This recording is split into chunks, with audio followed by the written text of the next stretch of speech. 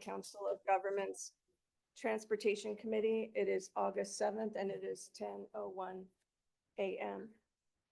We will begin with our Pledge of Allegiance, and I'd like to ask Mark Bloomgarten to lead us in the pledge. Thank you. Salute and pledge. I pledge allegiance to the flag of the United States of America and to the republic for which it stands, one nation, under God, indivisible, with liberty and justice for all. Thank you. Thank you so much. We have to confirm our quorum, We do have a quorum. and we do have Linda Budge for Rancho Cordova today online. All right.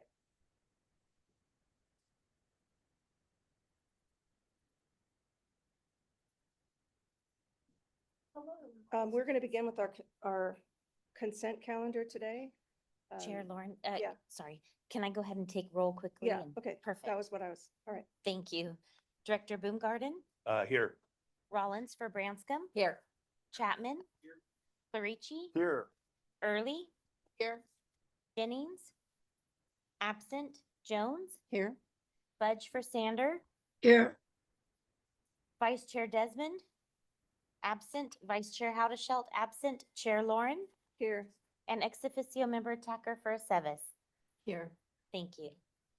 excellent. We'll have a public comment. Is that There is no public communications at this time. excellent? Then we're moving to the consent calendar today. We have 3 items on the consent calendar. Would you like to introduce them? Chair Lauren, I I'm forget happy. that you guys do it so differently. That's than okay. City of Winter, I'm, so- I'm happy to read off the consent items if you'd Okay. like. Thank you. First consent item number 1 is approved minutes of the June 5th, 2025 Transportation Committee meeting. Item number 2 is accept and pass through Federal Transit Administration areas of persistent poverty and innovative coordinated access and mobility funds to Paratransit Inc. And item number 3 is approve fiscal year 2025-2026 state of good repair projects. All right, I'm looking for a motion. Early second. I'll move the consent calendar. And we have the item moved Early and early seconds. Public comment. And we're, yes, roll call vote. There's no public comment Public- on this. Okay. Yes, And we'll be having a roll call vote on the item. thank you. Director Boomgarden, Yes. Rollins, Yes. Chapman, Aye. Clarici, Aye. Early, Aye. Jennings absent, Jones, Aye. Budge, I'm going to abstain on item 1 since I wasn't there. thank you. Vice Chair Desmond absent, Vice Chair Howdeschelt, absent, Chair Lauren, Aye. thank you. Motion carries. We're going to be moving to our action portion of our action calendar, and we will begin with a public hearing on amendment number 11 to the 2025 Metropolitan Transportation Improvement Program and Air Quality Conformity Analysis. So opens the public hearing. Do we have any comments on the public hearing? There's no public comment. Seeing none, we'll close the public hearing and please present Miguel Mendoza. Hi, yeah, thank you. I wanted to take a few minutes to explain what the public hearing is for, and what we're receiving comments on essentially, and then our timeline after. The Metropolitan Transportation Improvement Program, MTIP for short, I'm gonna refer to that, Amendment 11, and then the accompanying air quality conformity analysis are currently in a public comment period until tomorrow. We opened on June 6th, so we're giving a good amount of time for comments to come in either electronically, by paper, or verbally in person. And so the MTIP and the air quality conformity are very much intertwined with our blueprint. So everything stems from the blueprint. If, you know, a good way of thinking about it is if the blueprint is a really long horizon lookout, the MTIP is your construction schedule. Once a project in your blueprint transportation list receives some money to start a phase, either environmental, engineering, it then moves into the MTIP. And then that's kind of a long way of saying essentially that any projects in the MTIP have to be consistent with the blueprint. So the projects that you approve on that long list will eventually make it to the MTIP if it receives money. And so amendment number 11 is what we like to call a consistency amendment. Every time the blueprint gets updated, the MTIP will receive an amendment because changing one does not automatically mean that the other list changes. So we have to manually make sure that they match. And so this is the action that we have today. And then of course, the air quality conformity analysis is the document that we submit to show that our list of projects, or at least the changes that we're making, are not going to get us above the certain levels of pollutants that are federally required, or the limits that are federally set. And so really this is an accompanying document to the blueprint process that we're doing. And so every time the blueprint will get updated, you'll see an amendment come through and we'll have a public hearing. And so public hearing again is to receive these comments. Whatever comments we receive, either in writing, mail, someone can stop by and pass a note, or verbally, we'll include in the final document for your approval. And we'll address those and try to make sort of the comments or answers or changes that may be required. And so that's really high level. Happy to answer any questions on what these documents are, but I really want to stress this is an accompanying document to our blueprint. It's just to make sure that we're consistent across both project lists on changes that our agencies have requested and that we can accommodate. Happy to answer any questions on those. Do the directors have questions on this item? Seeing no questions, are you asking for an action item? Do you need a motion? No, it was just the opening of the hearing and we received comments, and if there are no comments verbally, we can Excellent. move. Yeah. All right, moving on to action item number 5. This is a public hearing on amendment I'm number sorry. 11. Whoops, There's an amendment, number 11, that I believe that Oh. there's a action item for. Just want to clarify that. okay. Going back to the item number 11, is there any I'll move amendment 11. move by Clarice, Second. second by my buddy over here? We did it. We did that. Yeah, we did it. It's just got a little. All right, apologies, thank you. All right, we're gonna do a roll call vote. Thank you. Director Boomgarden. Aye. Rollins, Yes. Chapman, Aye. Clarici, Aye. Early, Aye. Jennings. Yes. Jones, Aye. Fudge, Yes, Vice Chair Desmond absent, Vice Chair Haudashelt absent, and Chair Lauren. Aye. Thank you. Motion carries. Thank you. We're going to move on to item number 5. This is the 2025 4-county state funding program staff recommendation, and it'll be presented by David Pape.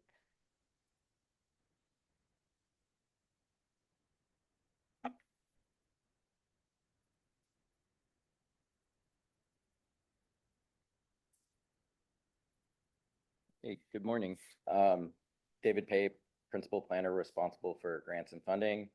And I'm here today to present the 2025 4-county state funding program award recommendations for committee approval.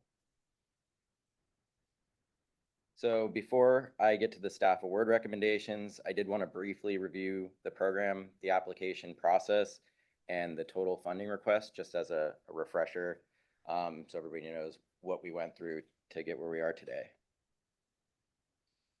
So the purpose of the 4-county state funding program is to allocate state transportation improvement program funding to support priority transportation projects across Sacramento, Sutter, Yolo, and Yuba counties.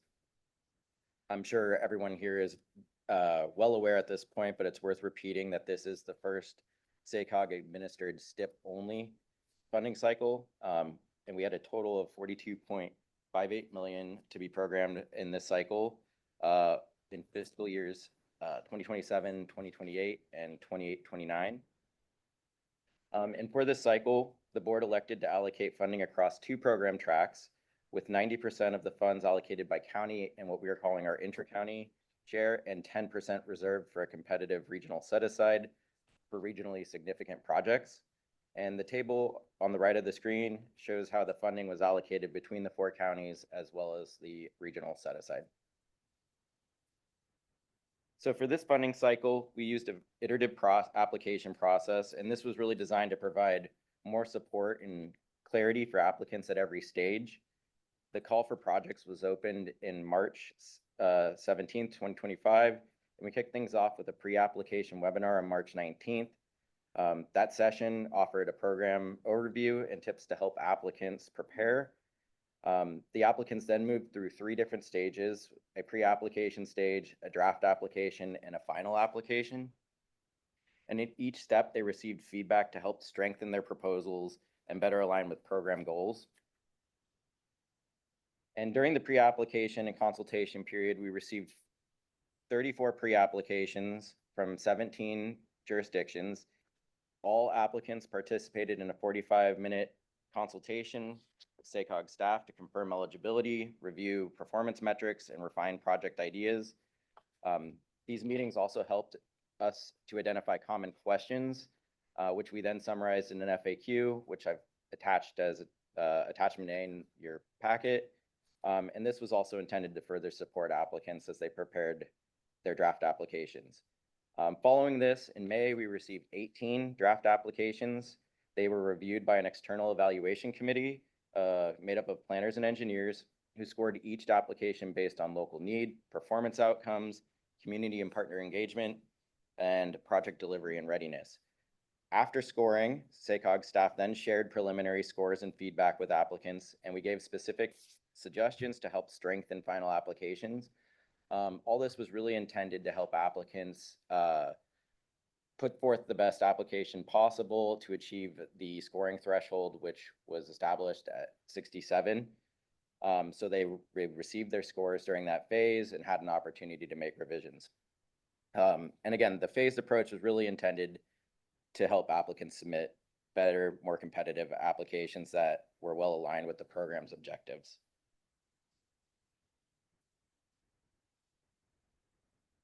So on June 6th, we received 17 final applications amounting to a total request of 53.2 million.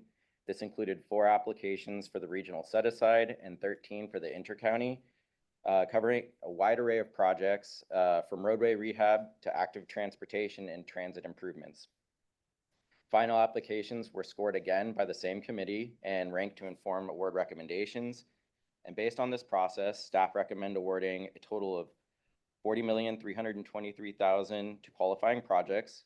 This includes 10 intercounty projects totaling $36.1 million and $4,223,000 for a top-ranked regional set-aside project. So the table on the right breaks down award recommendations by category and county.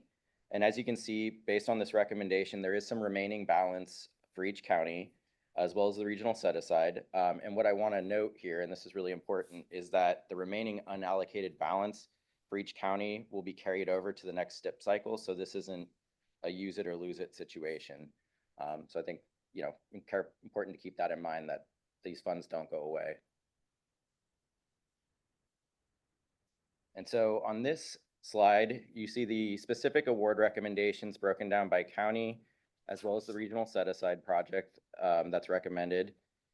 And this includes 6 projects in Sacramento County, 1 in Yuba, 2 in Yolo, and 1 in Sutter, and all of which would be using the funds for a construction phase.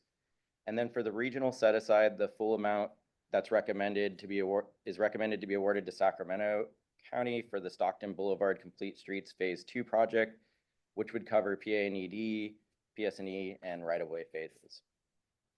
And just a reminder, in your packet, there is a table that includes more details about each of these projects, and it also includes the scores for the final applications.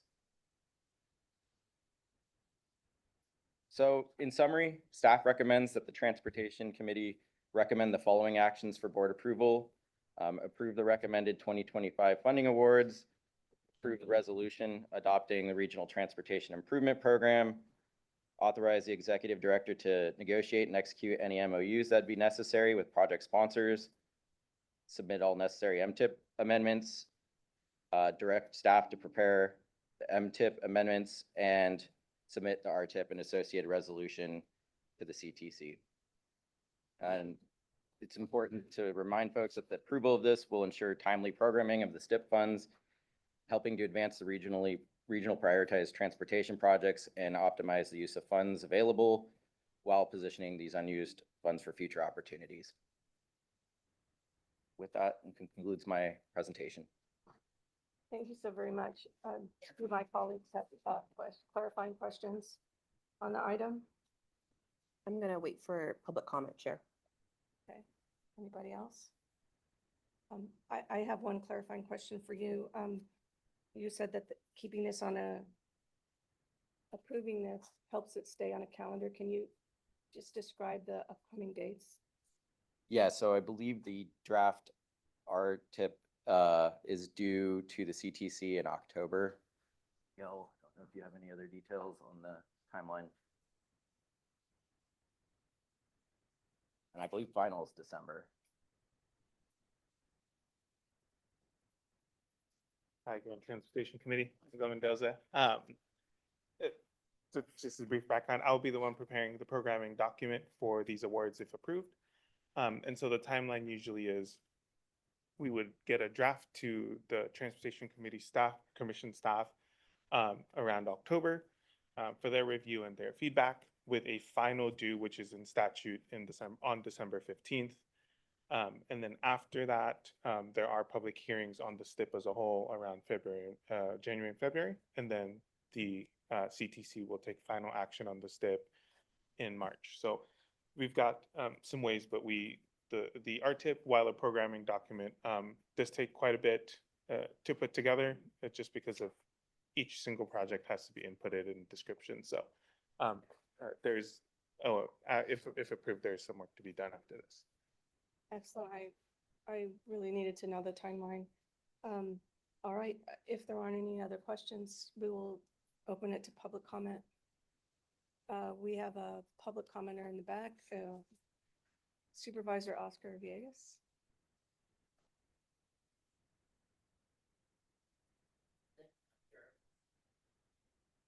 Beyond. There we go. Is that better? Very good. So first of all, thank you, David, for the presentation and your kind of explanation of how this new process worked, and all the support and clarity I think was helpful to hear in terms of what the SACOG process was and all the stages, the feedback and the metrics that were identified. So just want to make clear, I'm not here to disrupt what I think staff is recommending at the moment. I just want to make that very clear. I think the process was pretty clearly established for most, maybe just not everybody. The ranking criteria that was applied, obviously staff did a great job of laying that out based upon the most meritorious proposals that are being recommended today. So I just want to put that on the table.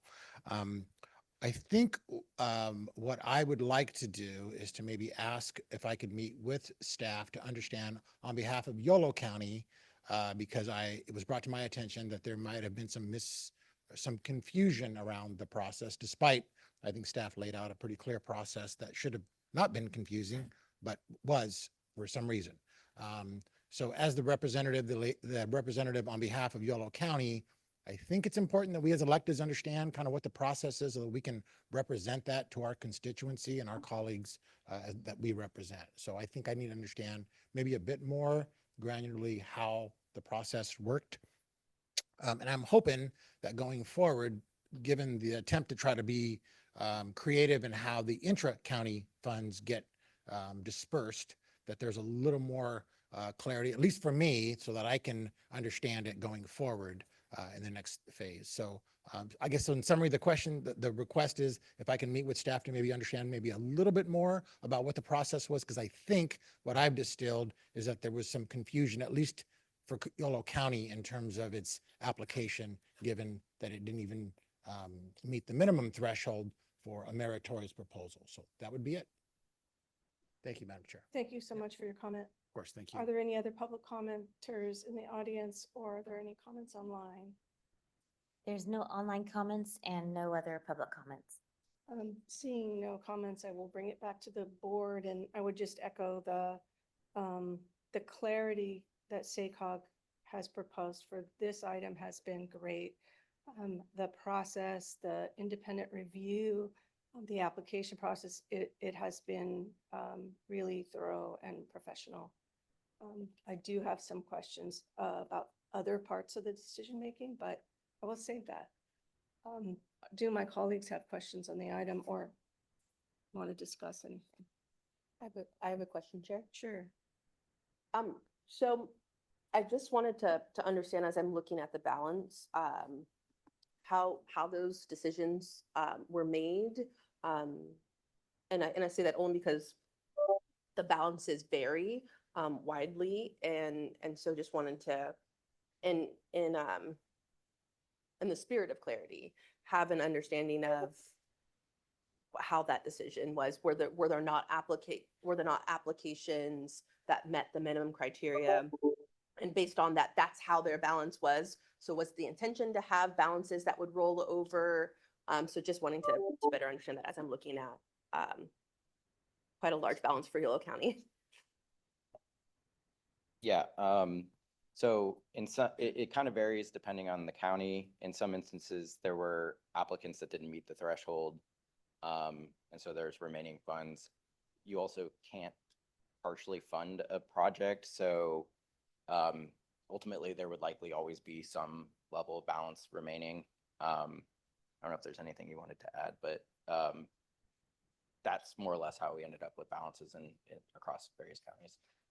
Yeah, and I mean, to start, each balance with the county obviously is established by the CTC. So we have what they have said is available for each of the counties. Right. I think it was in an effort with this round, first doing the STIP this way, put a little bit more, not control, but a little bit more say by each county on how they wanted to utilize that funding. So there were some counties that could have not submitted to the full amount. There were some counties that did submit to the full amount, and that's what they wanted to do. They didn't want to carry a balance over, carry forward. So that wasn't anything that we dictated. That was sort of up to the counties to collectively figure out how they wanted to utilize the funds. So there just happens to be balances, what David said, because there were projects that were not funded because they did not meet the threshold, by and large. Set aside is a different story. We only awarded one project because of what was available. So we got 5 applications or something like that, 4. So yeah, we could only fund one.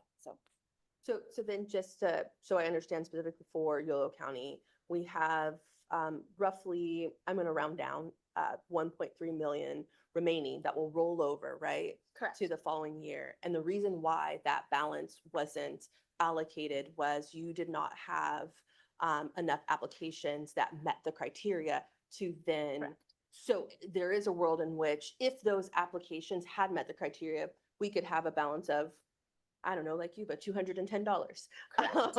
But instead we have over 1 million Correct. because of that. That's right. Okay. And also just so we can dig into this just a tiny bit more. We turned in an application to you. You guys then said, hey, this is pretty good, right? Good first draft. And then you called our staff and said, here's where we could see some improvement areas, right? And so there was some level of awareness that the application needs to be improved because there's a minimum criteria.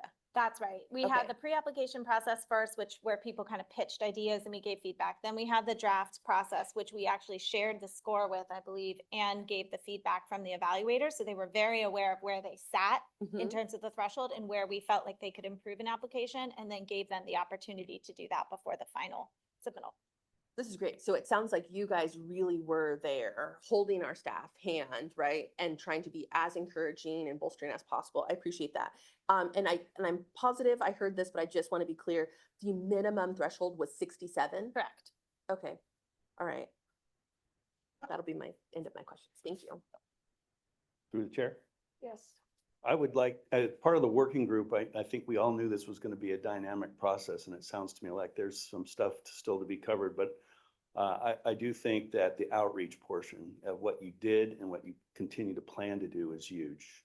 I know our staff really appreciated that. So just wanted to go on record. Sometimes you don't always hear good things. This is a good thing, and I appreciate that. And I do think, going forward, there'll be more questions and there'll probably be more fine tuning of the process. So, thank you. I would just like to add that I too compliment the process, as I said, when we opened the item, that SACOG had a clear process, a clear deadline of when it was due. We asked counties to discuss how they're going to go forward. Counties work together for the most part, I'd say all but one. And the applications were made, there were recommendations on the applications, and those could be taken and improved. And so the process is clean and excellent in every way. And I just want to be clear that I compliment SACOG on that whole process. Do we have any other comments? I have a Yes. comment. I have a follow-up Oh, comment on that. Okay, couple things. One is, with SB1, one of the good things about SB1, because I remember back in the day, when the state of California, every time they ran a budget deficit, would just come in and swoop in and take all the money out of the highway account, and then you didn't have any projects to program because they had taken all your money. And I remember them clawing back money out of the STIP, and then not in the too distant past. So the one good thing about SB1 and now is that you feel comfortable carrying money over. You'd have never done that before. You would have over obligated on your RTIP, and you would have thrown projects in there because you left nothing to chance. And what we've discovered in our slice of heaven and some of the communities I work with, because I do this for a living, is having a little bit of money there afterwards is not a bad idea. Every project that we have programmed, my clients have all come in over budget. And it's nice to be able to go back to the CTC and have a little cash in the bank to say, oh, by the way, we were 20% off on our bid estimate, and now we need a little extra money.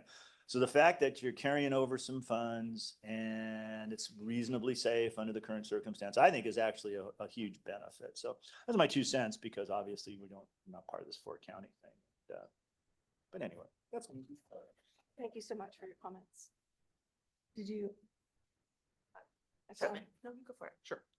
Thank you, Chair, and thank you, staff, for your work on this.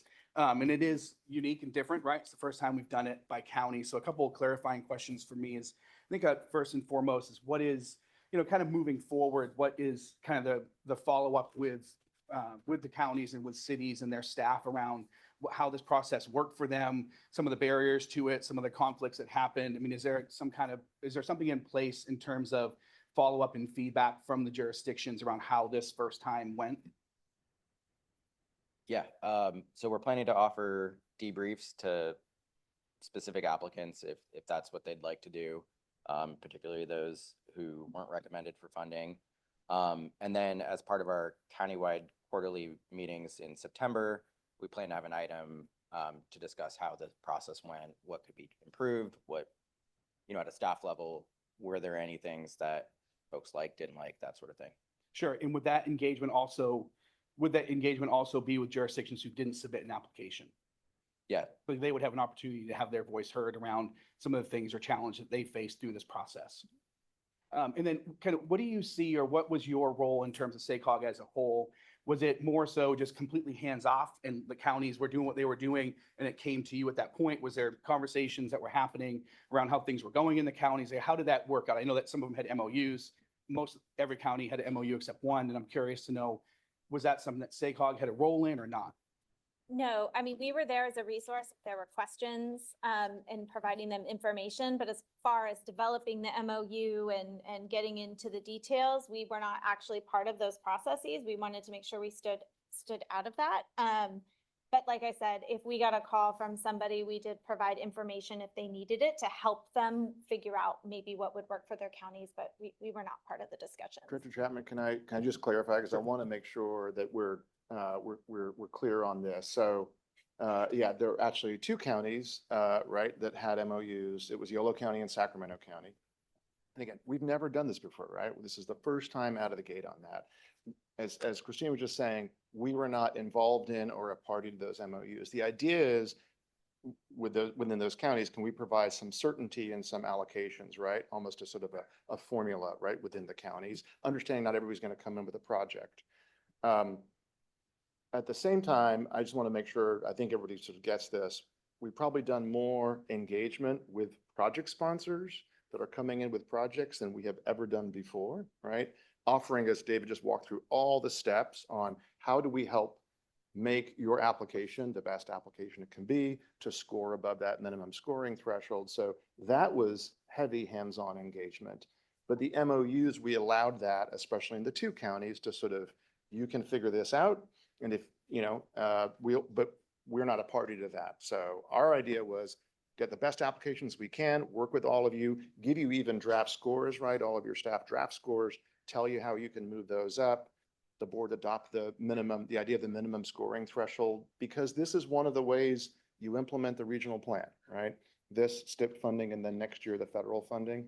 So we wanted a minimum scores, you adopted a minimum scoring threshold. And then our job was to get the best applications we could from your staff. So I just wanted to clarify the engagement on the projects was intense. We did not engage in the county level MOUs. Sure, and I totally appreciate that and respect that level of engagement and where it's appropriate. I think what I would ask or moving forward, I think would be, is there a way for us to look at if a county is if they're gonna agree to do an MOU, that MOU needs to be submitted prior to the application deadline happening, right?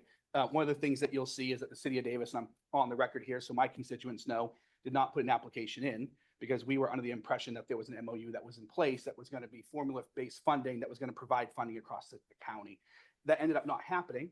And by the time that decision happened, it was too late for us to get an application in. So I know there are other jurisdictions that are up here who aren't on the list who are in that same boat. But I want to be clear. So when I'm not sitting here or when I go back to my district, into my city, that people are aware that we do have projects that we wanted to put in that we're going to apply for. We wanted to carry the funds over to next year to be able to complete that project.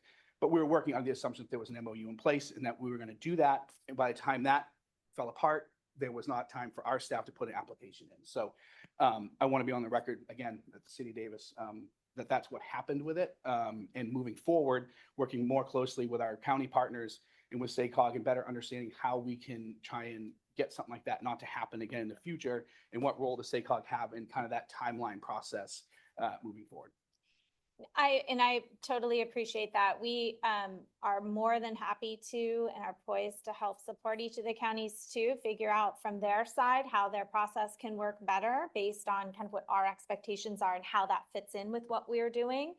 STIP is tricky because there are certain requirements you have to meet to be able to get the funding. The full funding commitment thing is another really hard one. So the formula piece makes it a little bit more challenging. But we're happy to have conversations and figure out what can work with each of the counties moving forward. We have a little bit of time before we do this again. So, this was our first time out the gate. I think we're learning a lot of lessons that are very good lessons. And I think the next time there'll be a lot of improvements that we can make. So. Yeah, and I appreciate that. And I appreciate the SACOG's role in passing this to the county and not heavy-handed through that process. I just think that completely hands-off, maybe we can look at that. And that's why I was talking about with our staff and with our county partners, looking at that process and say, where can SACOG plug in from a timeline perspective so that something like this doesn't happen in future funding rounds. So, thank you. To Director Chapman's point, I want to come clean on that also, that as a representative of SACOG, when I went to my city council meetings, I represented also from Yolo Transportation District that about the STIP, that we were entering an MOU, our city voted for it. Our Yolo Transportation District unanimously supported it. We did not apply. And by the time we found out that there were other applications for larger amounts, it was closed also. And it was not because of winners. And that is not a SACOG problem. That is a county miscommunication problem, but that did happen. And I did represent to my constituents and to my fellow council members the entirety of the MOU. So, Chair? yes. I 100% agree with my colleagues, particularly Director Chapman, around communication. I think at least for Yolo County, there was a lot of miscommunication. And I think what we heard both from our county supervisor, Villegas, as well as what we're hearing from our colleagues, there's a lot of miscommunication and potentially misrepresentation and assumptions that went into this. And I think that is definitely where SACOG could and should plug in helping to navigate that, to make sure that, as we heard from Director Chapman, that certain assumptions are actually made concrete and that we're not going up against the very last moment of when applications would go in. And so appreciate that. And also I'm happy that at least some projects went in Yolo County. Disappointed that we have so much money on the table But hopefully next year, because we have time, as Christina is saying, that we'll have an opportunity to actually go through that level of communication with all of us that's needed.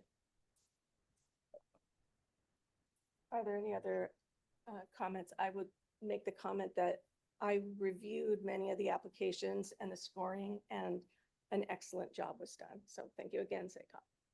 Go ahead. Thank you, Madam Chair. I appreciate the discussion, and I know it's a tough, difficult thing for staff and to navigate this new process. I certainly appreciate your efforts, and I move approval of staff's recommendation. Early seconds. All right, we have a motion and a second on item number 5. Do a roll call vote. Thank you. Director Boomgarden, Aye. Rollins, Aye. Chapman, Aye. Clarici, Aye. Early, Aye. Jennings, Yes. Jones, Aye. Fudge, Yes, Vice Chair Desmond, Aye. Vice Chair Howdeshelt absent, and Chair Lauren. Abstain. Thank you. Motion carries. Chair Lauren, I just want to say, this is David's really first time out here Is as a it? SACOG staff person, not Nice in one. front of committee, but really like, he joined us earlier this year. We threw him off the deep end with this, right? And I know you've given a lot of recognition to staff, but in particular, David being relatively new to all of this, he has had a crash course in at least the 4 counties and soon the 6. So I just want to appreciate a lot of his work and Christina's leadership on this. Thank you, David. You came in on a spicy one. Yeah. David, on behalf of Hood Shell, I will try to find something to embarrass you, but I don't have it immediately. Welcome. Give me a few minutes. Yeah. All right. I'll have another chance. All right. Moving on to item number 6. It is programming of fiscal year 2025 federal transit funding, and it will be presented by Mr. Leo Torres. Morning. Thank you, Chair. Morning, committee members. My name is Leo Torres. I'm a transportation analyst on your transportation team here at SACOG. The item before you today is for the programming of federal fiscal year 2025 federal transit funding. Staff is seeking action on 2 items today to approve the programming of the 2025 earned share from the FTA section 5307, 5339 funding for the Sacramento Urbanized Area, or UZA, transit operators. And then 2, to approve the programming of roughly $560,000 to SAC-RT, or Sacramento Regional Transit District, from the 2025 discretionary share portion of the funding to resolve a discrepancy that staff recently discovered from last year's programming of these funds.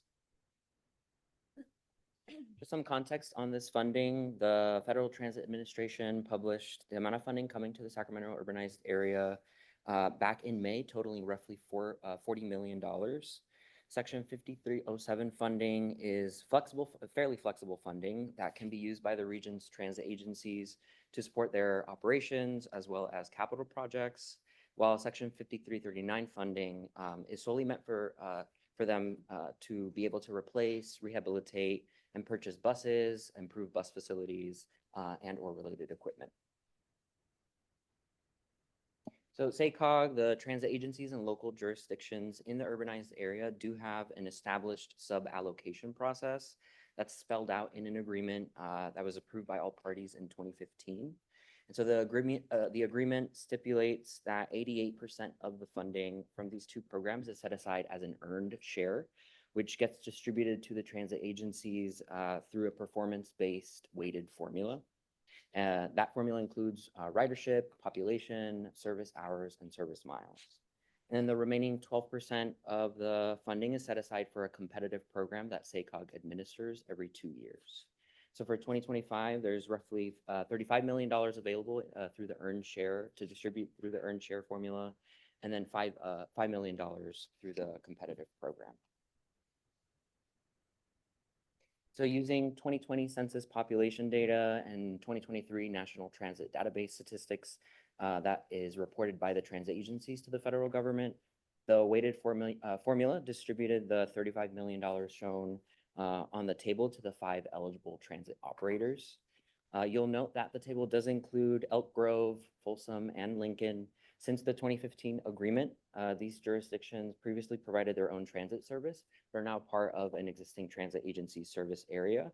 And so we continue to show these amounts for the jurisdiction separately, just for continuity purposes until a new agreement is in place, but the funds are provided to the respective transit agency.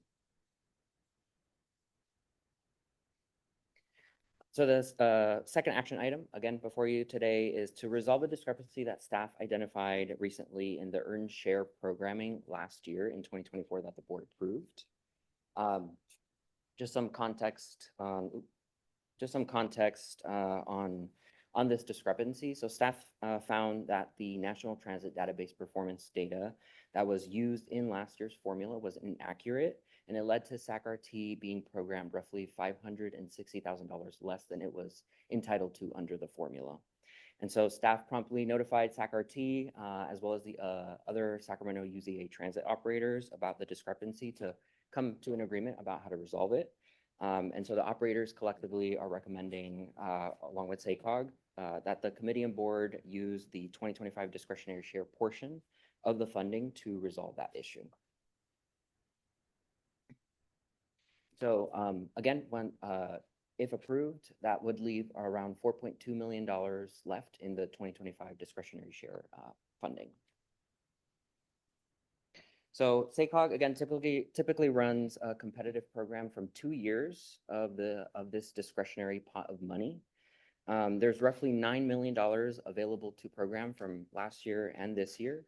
However, Christina reported to you all earlier this year that SACOG and the transit operators are working on updating that 2015 agreement in response to feedback we received from the federal government through the SACOG certification process. And so those are ongoing discussions that are happening every month to get to a new agreement. And a part of the update to the agreement, of course, is how we sub-allocate these federal funds moving forward. Given where those discussions are at as of today, staff is proposing to table any action on the discretionary share that you see here on the table, other than that SAC-RT correction, until later this year, once SACOG and the operators have a little bit more time to work together to provide you all with a recommendation by November.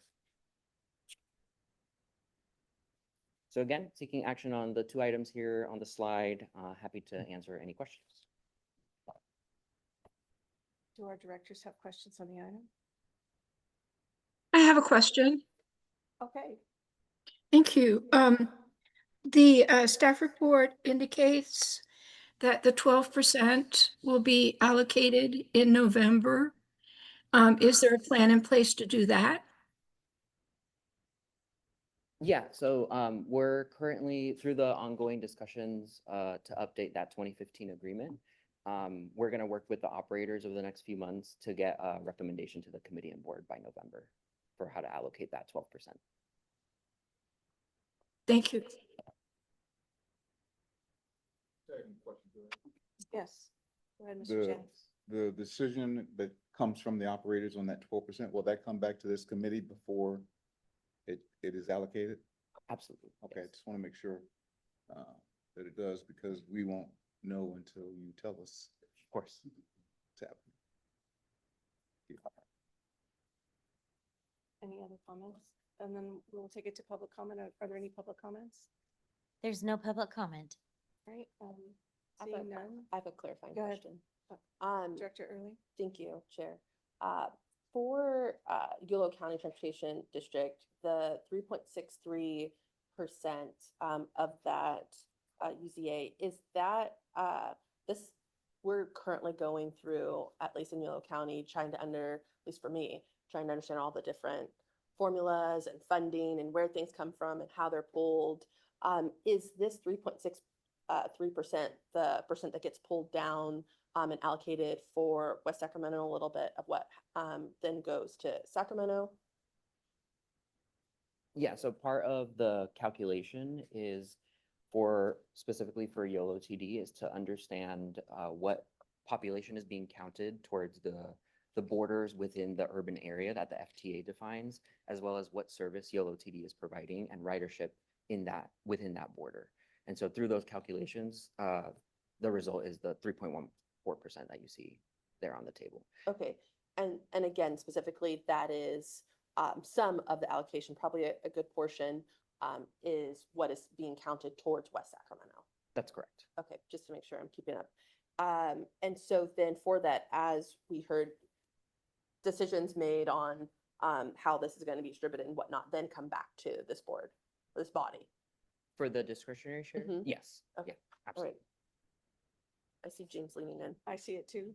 Chair Laura, Yeah. just a couple of things. I want to make sure we provide the context. And Leo, as always, did a great job being very clear on this. So the 2015 MOU is still in effect for the Sacramento urbanized area. Those of you that are on the transit agency boards in the urbanized area operators, which is most operators, I think are very well aware of this. We need to update this MOU. We're working very closely with SAC-RT and all the operators that serve the UZA to update that. And I think Leo mentioned we ideally, all of us would like to get this done soon, by the end of the year. I also think because this is now 10 years old, there's some very necessary conversations that we're all engaged in. So stay tuned on that. And then the other thing, this is a great chance to remind you all, the beginning of every year, the board adopts a resolution. If you're on a transit agency board, you also need to bring those interests of transit to this table and to the full board. I think you do that really well, but that is the expectation about how we represent transit agencies in the interests of transit within the SACOG board. And a reminder, that is 16 of 31 of you. 16 of you across this region sit on transit agency boards. We had a lunch for all of you a couple months ago after the board meeting. We'll do another one. We're just going to try to keep making this really clear that this is something that you are really required to bring into these discussions, again, as you have done and as you are doing, but just want to remind everybody. Thank you. It's so item number 6 is an action item. Are there any other? No, Coach? All right, I'm looking for a motion. All right, we have a motion Second. by Mr. Jennings and a second by Desmond. Roll call vote, please. Thank you. Director Boomgarden, Aye. Rollins. Aye. Chapman. Karichi. Aye. Early. Aye. Jennings. Yes. Jones. Aye. Fudge. Yes. Vice Chair Desmond. Aye. Vice Chair Haudashelt is absent and Chair Lauren. Aye. Thank you. Motion carries. All right, we move into some pretty important information items that are on here today. The first one is the 5-year regional transit implementation plan, again with Leo Torres. Yes, hello again. Yeah, so I'll be quickly going over the development of a 5-year regional transit implementation plan that staff is kicking off. I'll be providing just a quick overview on what SACOG and the region's transit agencies have worked on over the last few years, progress that's been made, but really want to reserve most of the time for this item on a broader discussion on what an implementation plan can and should look like, and the overall direction that SACOG and the transit agencies should be headed over the next 5 years. So top of mind for us all here at SACOG is the draft 2025 blueprint and the goals that comprise the triple bottom line of equity, environment, and economy. Transit plays a really important role in helping achieve the vision that's outlined in the plan and achieving these goals, whether that's land use and infill, meeting our climate targets, or just ensuring that we are improving transportation outcomes for our region's most vulnerable. So despite that important role, transit ridership has been on the decline over the past decade. And the key story from the chart here you see on the screen is that the pandemic simply exacerbated the pre-existing challenges that we had as a region in getting travelers onto the region's trains and buses. So that's the challenge before us today. And so since January, we've had various transit discussions here at the committee and at the board. You've heard from transit experts at board workshops in April and May about best practices and things that makes transit successful in other regions. You've also gotten a transit overview here in our region from James and an idea of how transit is funded from Christina earlier on in the year. The major focus that the transit team has brought to you all this year has been on the financial challenges that transit is facing, both here and nationwide. So just want to emphasize that discussions about how to address those financial challenges or the transit fiscal cliff are really important. And both SACOG and the transit agencies facing those fiscal challenges are both working on how to make our transit system financially sustainable in the long term. And these efforts are going to help our transit agencies fully understand how to prepare for policy or funding shifts at federal, state, and local level. And we look forward to bringing you all more on that in October. But there is also other work that SACOG has identified through our next generation transit strategy that the region needs to keep making progress on. And so SACOG developed this strategy with the transit by bringing together the transit operators, jurisdictions, business groups, transit advocates, and other regional partners to collectively develop a vision for transit that the board adopted back in 2021. And the vision defined 4 focus areas and near-term recommendations to achieve that vision of making transit more competitive and attractive. The strategy put the rider experience front and center as the foundation for the other focus areas, which emphasize how we can plan, fund, and deliver better transit service for all, but especially for those who need it most. And so that work hasn't just been sitting on a shelf. SACOG and the transit agencies have really put in place many of the near-term recommendations out of that strategy. It's a lot to dive into today, but the overall theme is that the region has an excellent planning foundation to really build off of. And the operators, through their own short-term planning efforts, have really identified how to best meet the needs of the post-pandemic transit rider and have started to or have already adapted their service to better meet those needs. So the question before us is, where do we go from here to keep making progress on this work while still being mindful of our financial reality? It's important to note that the transit operators will continue to carry out 95% of the work that the region needs to do to make progress on ridership and financial efficiency, with, of course, SACOG's support and role as a regional coordinator and a convener. And your own SACOG transit team, including myself, will continue to work on making sure that we're meeting our responsibilities as an MPO and as the Regional Transportation Planning Agency, and continue being a resource to our operators when they're seeking technical assistance from us. But where we see the 5-year implementation plan is a space where SACOG and the transit agencies can work together on a few key initiatives that can provide shared regional benefits for both riders and the transit agencies. And so those key initiatives could be anything from a wide universe of transit improvements. But in our review of the blueprint and the next generation transit strategy, staff identified 2 focus areas that SACOG is uniquely positioned to help our transit operators in their mission to increase ridership. And that's 1, focusing on the basics of the customer experience with a regional cross-operator lens. And then 2, leveraging SACOG's role as an authoritative source of transportation data in the region to build and provide tools to our transit agencies so that they can deliver better service using the latest and greatest innovations in the transit industry. And so together, these 2 areas provide a potential shared direction for SACOG and the transit agencies to move towards, but they really stop short of identifying specific projects to pursue, how we're going to fund those, and what priorities take place. And so that's where an implementation plan can kind of bridge that gap with those details. And I'll just quickly walk through what that would include. So of course, the core of the plan is the actual projects or pilots that we identify with the transit operators to implement over the next 5 years. The plan will kind of spell out what the scope or extent of those projects would be. The plan would also make a commitment, a funding commitment, identify funding sources and draft the project budget to help carry that project or pilot out, as well as assign roles and responsibilities to both SACOG and the transit agencies involved, again, to carry out those projects. And so combined, it's really a commitment over the next 5 years to deliver specific transit improvements to the region's riders in a measurable and accountable way. So just looking ahead here, we'll be meeting, after this discussion, we'll be meeting with the transit operators in September to better understand their priorities, needs, and have some shared alignment, and bringing that discussion to the Transit Coordinating Committee in October for, again, discussion and alignment, as well as returning to the Transportation Committee and the board in November with a draft for potential adoption. And that's it for me. That's a lot. It's a lot, yes. That's a lot. And I really appreciate your presentation. James. I thought James was leaning forward. Any comments from our? All right. Public comment? Oh, the chair recognizes Ms. Budge. Go ahead and take public comment, but I do have some questions. Thank you so much. Public comment? There's no public comment.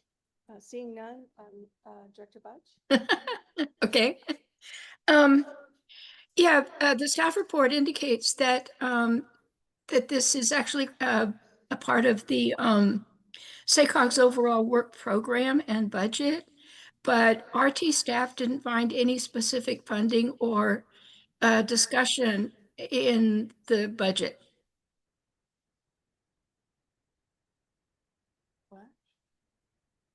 Yeah, this is part of a broader effort that we have at SACOG that's covered in our OWP for technical assistance and work specific to transit work that we do. It's kind of considered a core function. What we're trying to do here is just highlight how we're going to continue to provide support to our transit partners to help them implement the work that they have. So, recognizing we are not transit operators, we do not provide service, but we do have the ability to help our partners across the regions deliver their service in the most effective and efficient way. It's not a specific called out project. It's really kind of underneath that umbrella technical assistance and transit work that we do already at the agency. Just having been through so much planning, so many planning exercises over time, both within the county, within Rancho Cordova, and within SACOG, as a part of the because I was on this board when the blueprint was originally adopted. It just seems like any kind of a true planning program that has a chance for success or actually measurable outcomes needs a significant amount of staff time and the budget associated with that. So I from my perspective, RT staff's concerns were quite valid. Sure, and I can give one example. So one of the things that we have in here is the Next Generation Transit, which we did get grant funding for to be able to pay for that.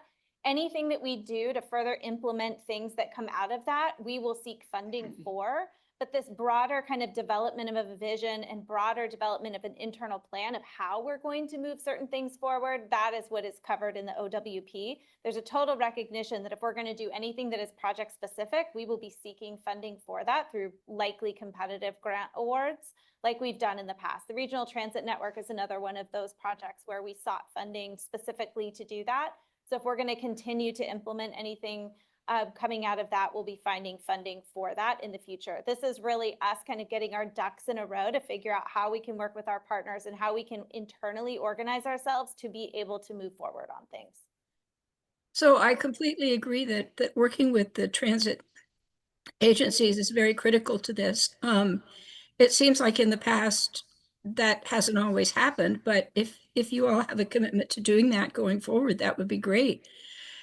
Regional transit took a hit in ridership like everybody else did, but I'm sure Rick can correct me. I'm pretty sure the general manager said RT ridership is back to something like 82% of what it was before the pandemic. And one of our great successes, of course, has been the fact that we have so many students who are riding both the buses and the light rail, that is a huge success. And of course, it's training future riders, which is always a real plus for that kind of an effort. And I appreciate the fact that you're discussing fiscal stability, because obviously that's an issue. A lot of governments that at the federal and state level talk a good game, but when it comes right down to helping the local agencies fund it, that talk kind of disappears. It evaporates into thin air. So, but yeah, RT would be looking for ongoing engagement with the operators and helping to find a solution for financial discussions. Chair Lauren. Yeah. Director Budge, thanks for your comments. This is James Corliss at SACOG. I mean, I had said earlier, and I said it very intentionally, that this process of updating the MOU, I think is a really necessary process of bringing all the operators in SACOG together to solve a pretty big challenge, which is money, a pretty big challenge in this fiscal environment, right? When as you said, just Director Budge now, financial sustainability, fiscal cliff, right, is not going away. I do want to be really clear that SACOG has a very important transit planning role in the region. As you know, you referenced the old blueprint, the new plan, as Leo just put in his staff report too, really projects and needs in this region to increase transit ridership. We need to get people on buses and trains badly if we're going to have a good future. And we do get funding, transit planning funding, FDA funding to do transit planning. We get state funding to do transit planning. And the goal, I think, right, is to do this together. I think the thing that I have been reminded of in the last 9 months since we have re-engaged with this MOU and all of our transit agencies and SAC-RT and all the others is we cannot go this alone. If we're going to be successful at state funding and federal funding and solving the fiscal cliff and getting people back on buses and trains, which RT has done a great job of. I believe in your bus system, you're now at 100% of your pre-COVID ridership. Yes. So, but it's really important that we understand we all have a role to play and we all have different strengths that we bring, right? And we are not transit operators, as Christina just said, but I think there's lots that we bring. There's lots that the midsize and smaller operators bring. So I just say that in the spirit of we are trying to problem solve together with all of your operators through this MOU. But I think the process of doing that, I believe, and I hope is actually going to get us closer together so that we can lean on all of you, the 16 of you that sit on transit agency boards and the 31 of you that sit around this table to really advocate for the needs of transit going forward. So. I appreciate that, James. All you have to do is look at a map of Sacramento County and see the areas that are rapidly growing that have zero prospect of getting any kind of public transportation service in the near future. Regional Transit has helped Rancho Cordova solve that by providing shuttle buses. And we went from just one of our shuttle buses goes out to the Anatolia area, but that's certainly not enough to pick up however many riders there might be out there or kids going to school. And so that's definitely one of the challenges, providing some sort of public transportation service to our growing neighborhoods. Thank you so much for your comments. I think we're fine to move on. Director Early, no? We're all in this together, I think is the big message of this item, so we'll keep at it. We also have another information item. It is really tough one. The update on the federal revocation of California's vehicle emission standards, and I'm glad it's Clint Holtzen presenting because Good morning. And yes, morning. this is a tough one. I'll try to be fairly brief and simple in kind of what this Thank you. means. So in June, Congress passed 3 resolutions that nullify some of California's standards that go above federal standards for emissions controls on vehicles. California has a unique position under the Clean Air Act where we have requested these waivers. So this takes that ability away. It affects 3 of California's programs, 2 of which deal primarily with heavier duty trucks and diesel engines. And then one, of course, is the zero emission vehicle strategy for new vehicle sales by 2035 to be zero emission. That one is the primary one that affects SACOG. The way that this affects SACOG and has some implications for projects across the state is with that nullification, what that has done is puts the state into what's called a conformity lockdown. That means that until we are able to to take those emissions regulations now that are baked into a lot of the analyses that MPOs have to do to show that we are improving air quality over time. We have to remove all of those from the analysis frameworks, or there needs to be some guidance or a grace period issued by the federal government, or of course there are legal challenges, and so something at the courts could happen that would overturn this. The bottom line of what it means right now is that there's no ability for MPOs, for regions, to get federal approval of our long-range plans or changes to our MTIPs. So you heard from Miguel earlier about we're still moving forward with the 2025 blueprint. That is still a really important thing to do, even in the absence of being able to get a federal approval. If this isn't solved, we still have a state component of the plan. We want to make sure that's moving forward. And then when and if there are solutions that are coming out, or grace period, or additional guidance from the federal government, we're ready to submit that plan. Little bit of silver lining to this. In 2023, the board did adopt an interim major update to the project list, the projects that make up your long-range plan, as well as we regularly make adjustments to our nearer term projects that are sitting in the program, the MTIP that Miguel talked about earlier. So we've been reaching out to local jurisdictions to make sure that they're very aware of this, because this changes or limits the flexibility we have to either bring in new projects or change the scope or the timing of projects. Fortunately, we've cleared the decks of a lot of those needed changes, and our plan is valid until 2027. So we can continue to build projects and implement the plan for everything that is consistent with the 2023 plan that goes through 2027. What it means is that anything that is brand new moving into the 2025 blueprint that you'll look for adoption, those are the projects that may have some delay. Those tend to be later year projects because they're projects that we're adding into this long range regional plan. So there is some flexibility. We can still, any of your what are called exempt projects from air quality. So these are things like your maintenance projects, a lot of operational projects, maintenance operations, bike ped, active transportation projects, things like that.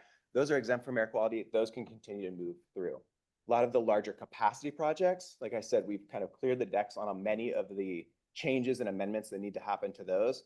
So those that are in the 23 plan can continue to move through. Your funding rounds that David talked about earlier, those are paying for exempt projects. So all of that programming, all the actions that you're taking, all of that we can still get into our program and move through. So there are some limitations, and we are reaching out and working actively with your staff to make sure they're aware and can get back to us with any concerns that they have. And of course, we're looking at this as a case-by-case basis. Projects are so complicated and unique that we really want to look at each project with staff. Thus far, the reaction that we've heard from staff is that, you know, it is what it is. They understand it. They're not, we haven't had any flags of, hey, we're grinding to a halt on this project as a result.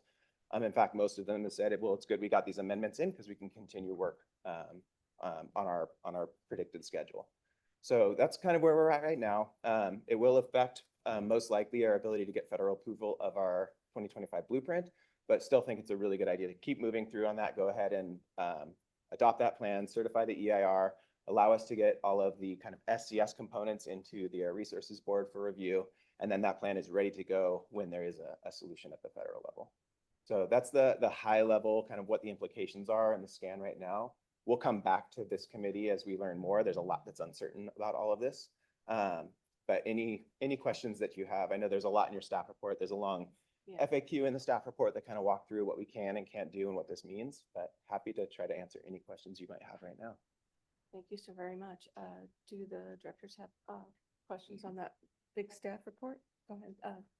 Thank you, Director Chair. Early. So it sounds like our plan A is to keep going in hopes that there will be some changes in policy or direction that happen at the federal level. I just want to make sure, like at a very simplistic level, I'm following.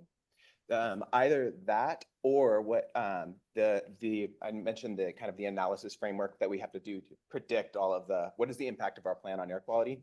That has those California regulations baked into it. Mm-hmm. So without a resolution at the federal level, a change in policy at the federal level, the Air Resources Board will need to go back into that framework, remove those regulations So we'd go back to a kind of a what is called the Advanced Clean Cars 2 regulation. We go back to a version that is pre that. That would need to get approved by EPA.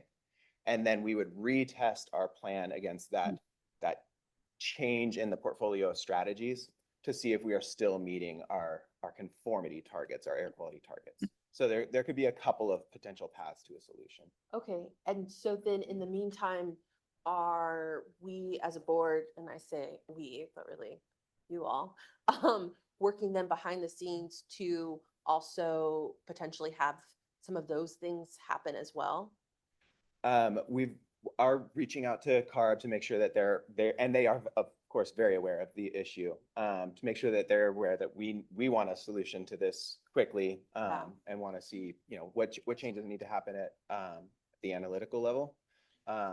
But of course, they are still trying to get their feet underneath them as well on exactly what this means. We're talking to CARB all the time on this. We just had a meeting that we convened with Caltrans, and thank you for that, and the large MPOs in California that are in the non-attainment areas where this sort of impacts.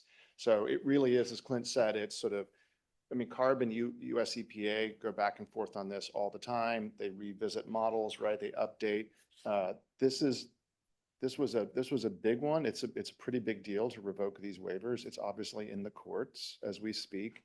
So CARB is still though trying to figure out how can we basically update our models. It is not a quick thing to do. We thought we'd have a grace period. We don't. Okay. So this is sort of uncharted territory, which is sort of familiar story these days, right?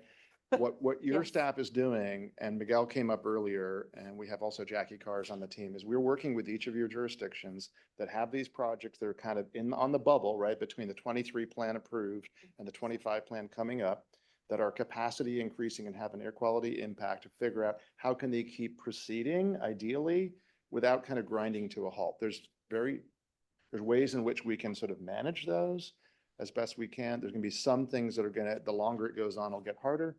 You can't apply and win federal grants for things that are not in an approved plan.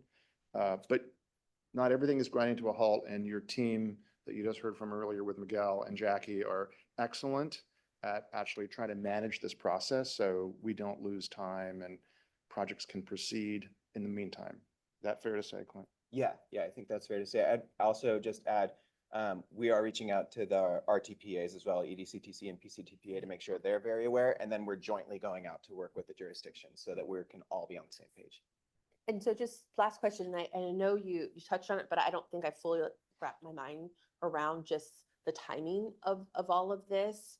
At what point will it hurt so much, right? Like that it's a breaking point, right? Like, because I get what you're saying, Director Corliss, hey, there is no grace period here. And so what does that actually practically mean? I think as I'm not following. So practically on the 2027, because we did that big update in 2023, that gave us 4 years of a federally approved plan.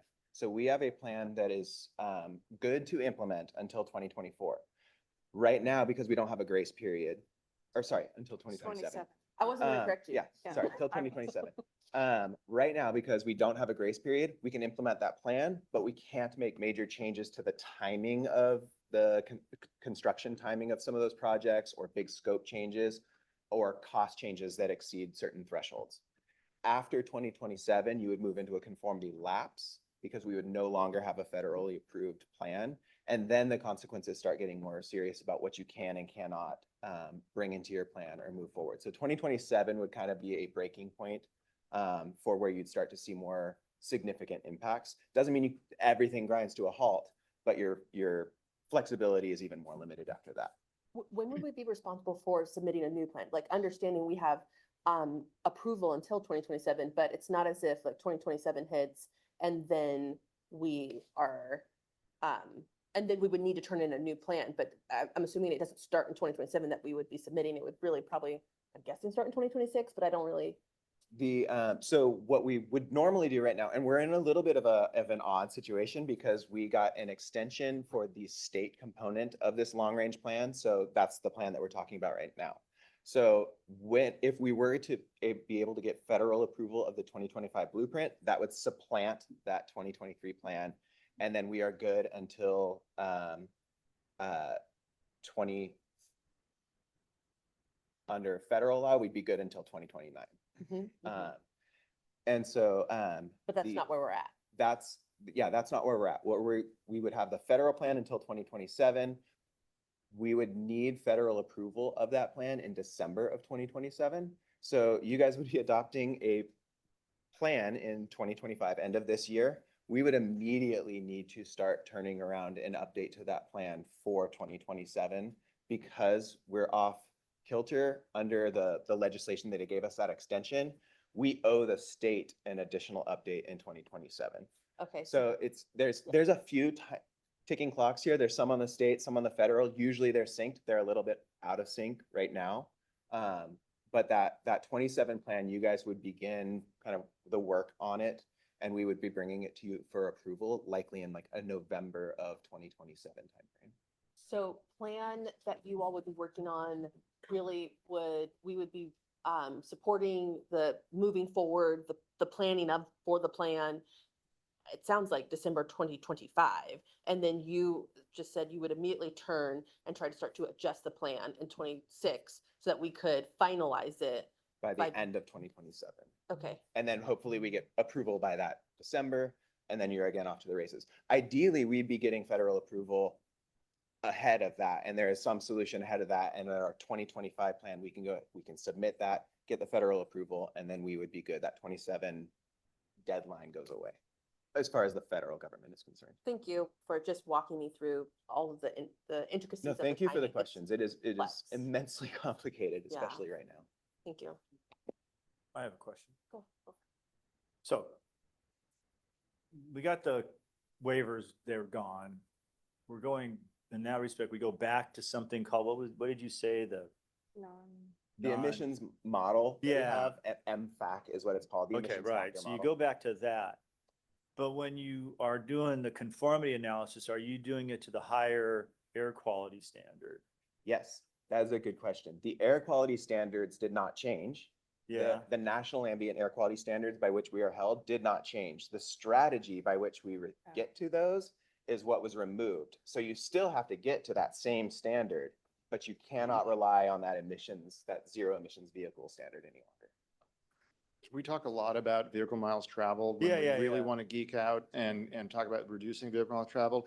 But technology and fuel economy and the Yeah, fleet yeah. efficiency is a huge way that we have, and we're hoping to, get the air cleaner, right?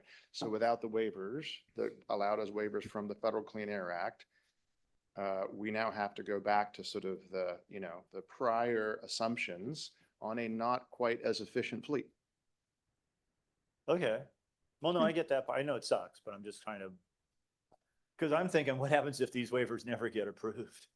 So a couple of things, the state implementation plan, which is the air quality plan that gets Right. us to that, they would have a couple of options. If you want to continue to capture those emissions reductions that are helping you achieve clean air through the transportation Yeah. sector, you're going to need to see greater vehicle miles traveled reduction.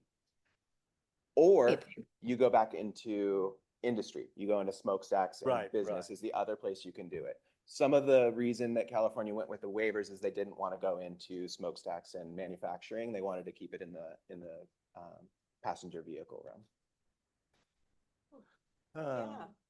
Yeah. Well, I mean, modeling is art as much as it is any, I just tweak all the models and say, yeah. I mean, I go back to the original model and say, sure.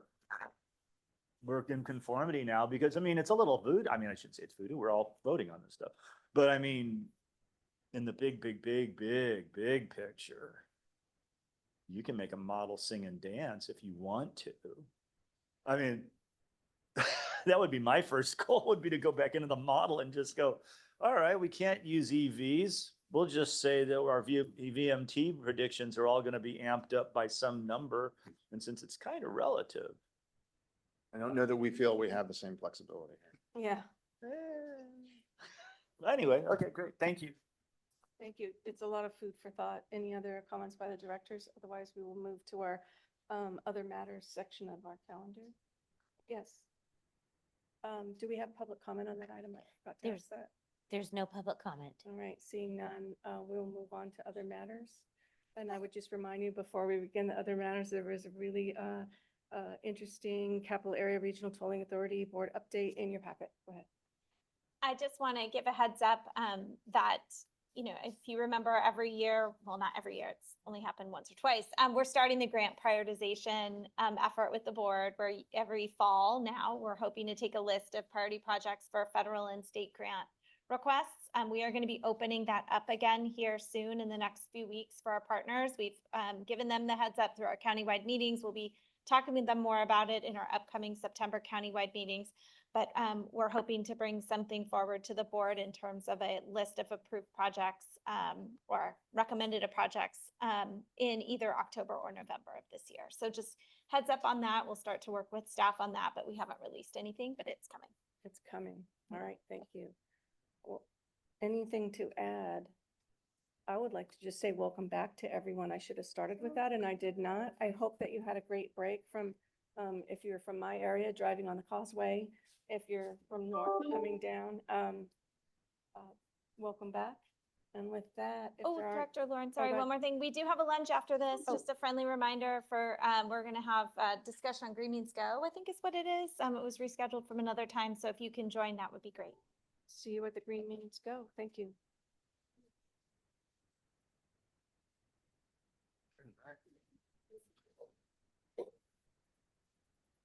And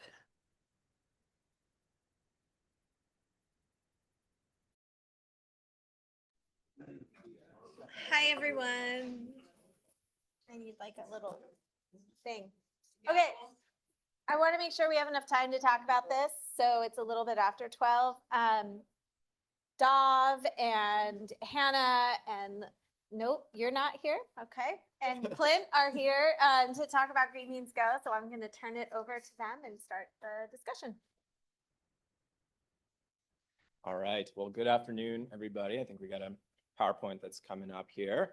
My name is Dov Caden. I'm the program manager for Green Means Go, and we have a presentation for you today to talk about how this program came to be, the problems that we're trying to solve, and kind of what we've been working on over the last few years, and we'll kind of wrap up with what's next for this program. As with all board luncheons, this is intended to be a conversation, right? So please feel free to jump in whenever. We'll have some time at the end as well. But yeah, please just interrupt me whenever you have a question.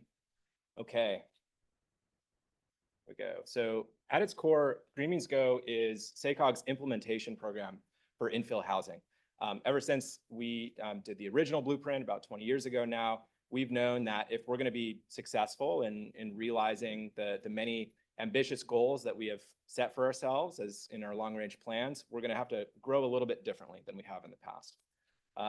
In our 2020 plan, the MTP SCS that was adopted in 2020, we break down how we actually achieve as a region our greenhouse gas reduction target. It's a 19% target, and remained eligible for the hundreds of millions of state transportation dollars that are kind of contingent upon that. And the majority comes from two things: shorter trips and increased transit, bike, and walk trips. And certainly there's transportation components to that, but those are really at their core land use issues, right? They're about trying to shrink over time the distances between destinations through more efficient and more compact land use patterns.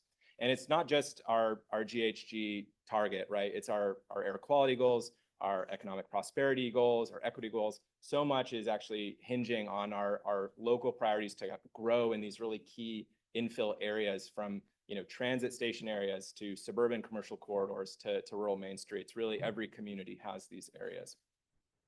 And looking back to 2020, what we were kind of seeing in the lead up to that plan adoption was that growth was really starting to happen in some of those places, but it really wasn't in other ones. And so we did what SACOG does was best, I think. I think we convened everybody, we got everybody in a room, from developers to city managers, city planners, economic development directors, and asked them, the question of why do you think, this is not happening, right? What are the challenges that you're seeing in your community?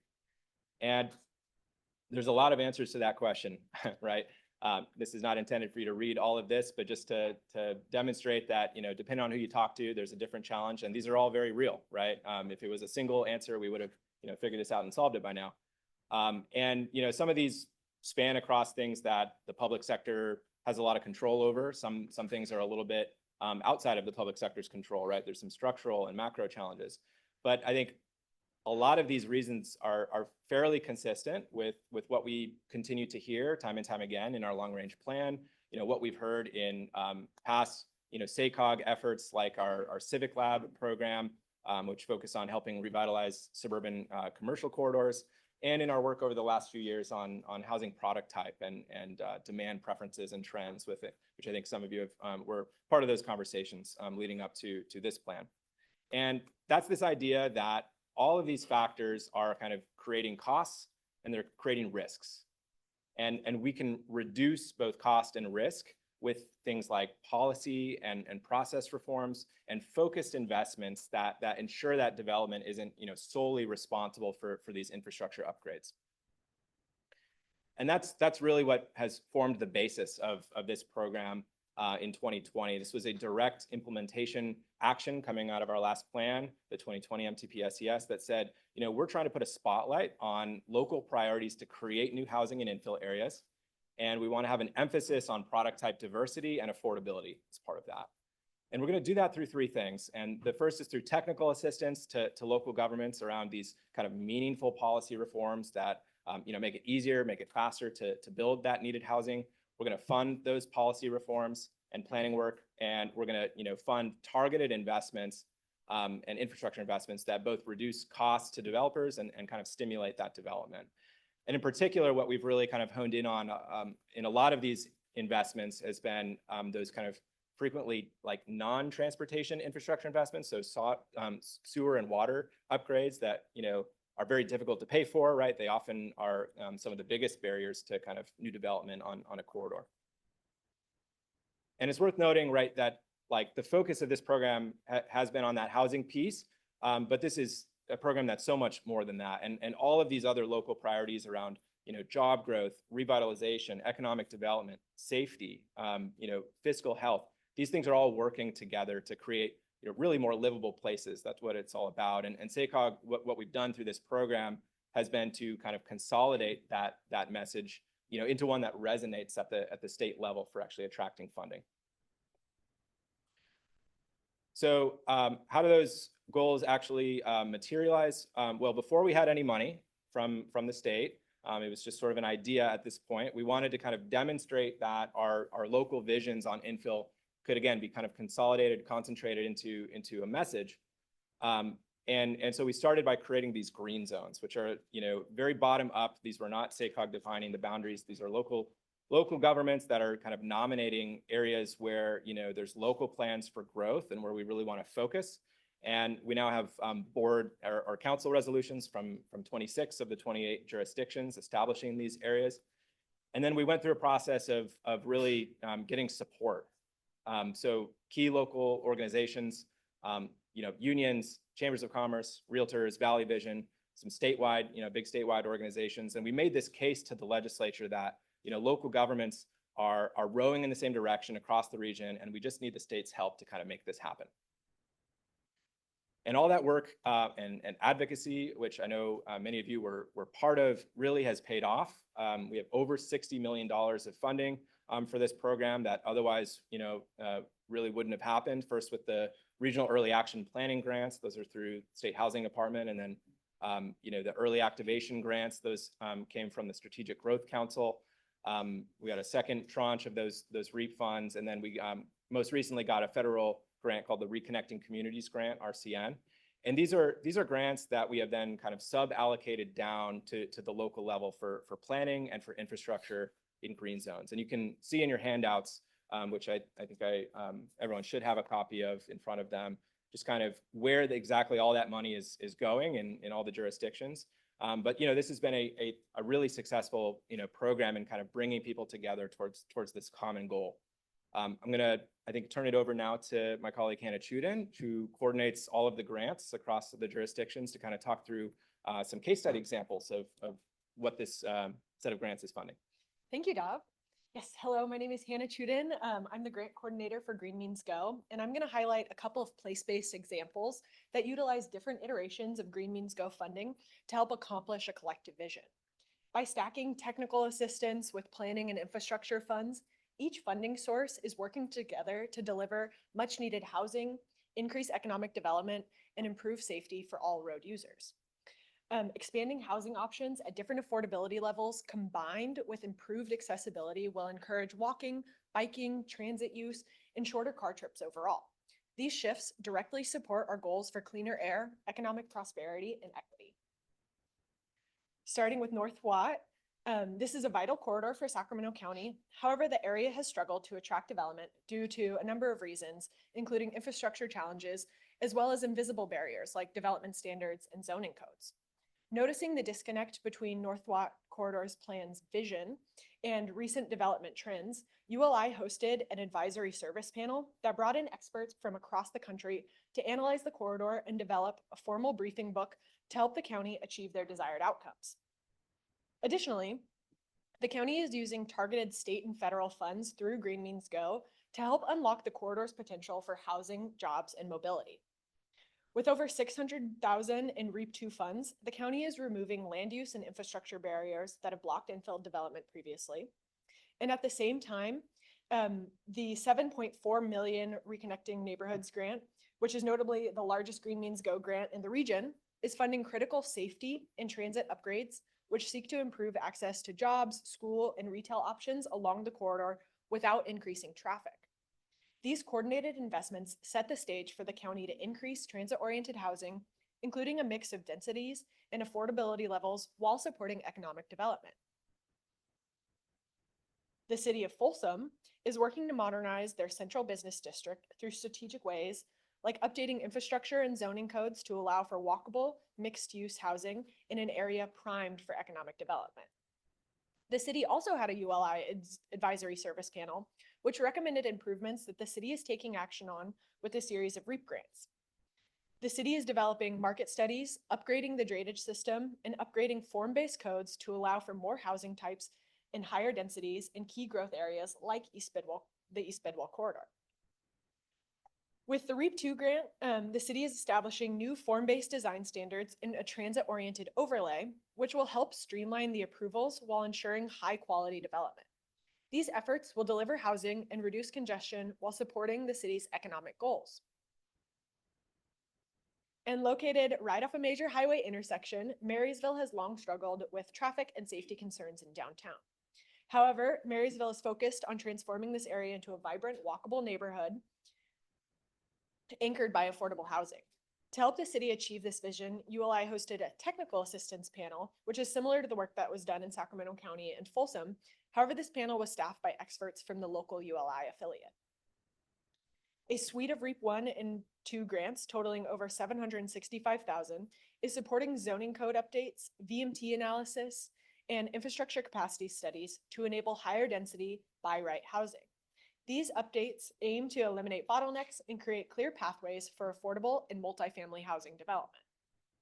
And a $500K RCN grant is funding the Re-envision Downtown Plan, which includes multimodal improvements and traffic calming efforts, helping to make the area safer and more connected.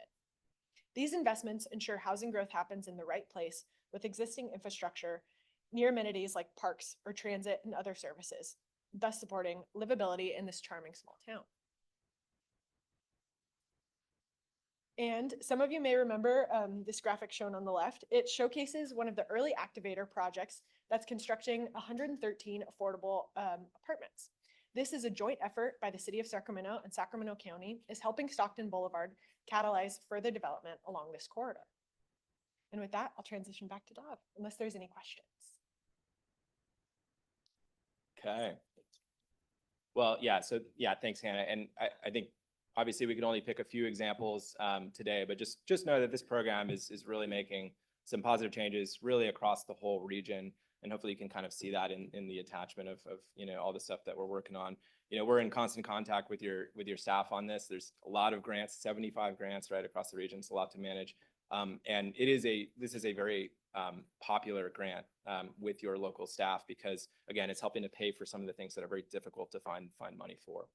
So I wanted to, I think, take a step back now and kind of think about the big picture on Green Means Go. We're at an interesting point in this program. We're about 5 years into the program.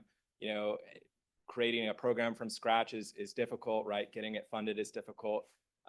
We've done that. We're now kind of implementing these $60 million of grants.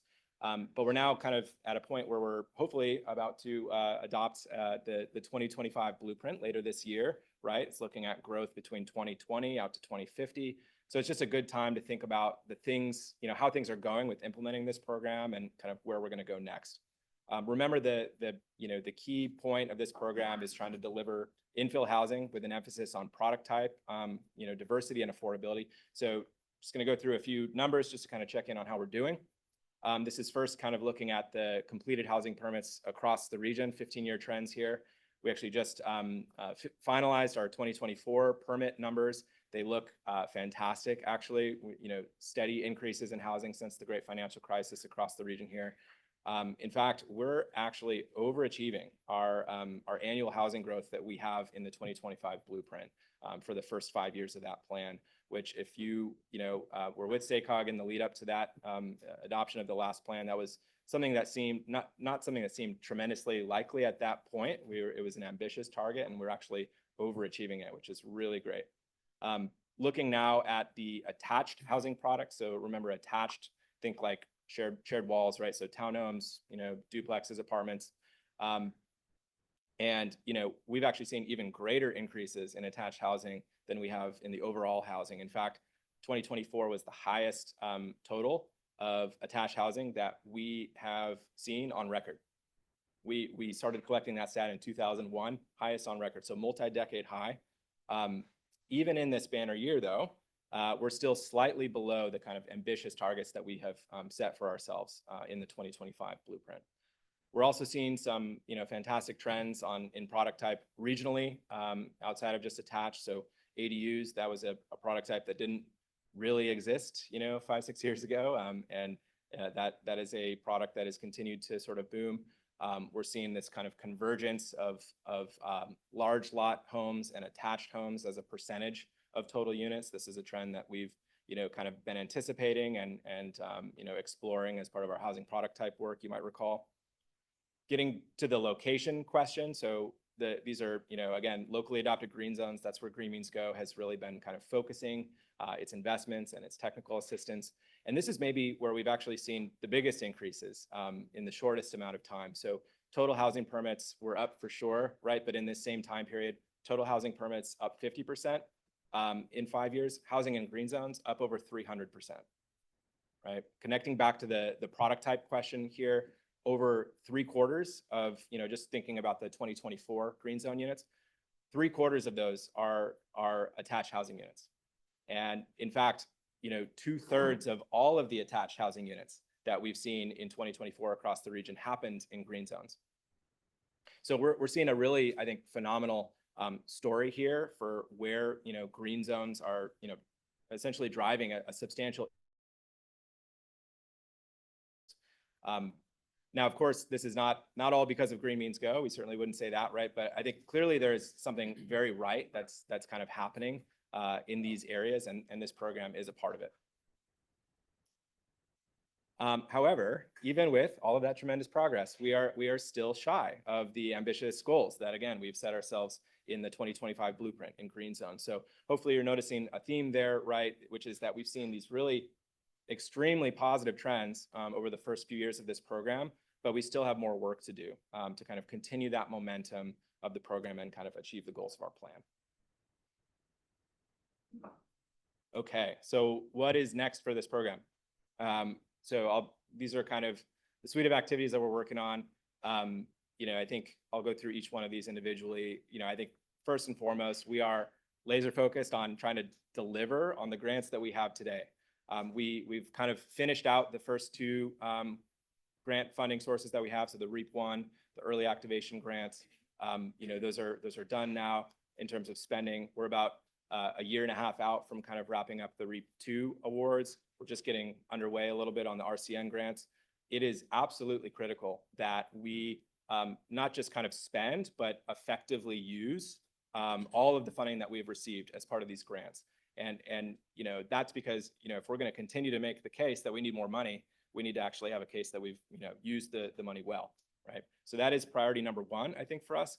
One thing that we're, you know, turning more of our attention to now in this year is how do we continue that momentum into the future, right? What's the next step of this program? And this is a program, again, that's been entirely funded through state and federal grants so far.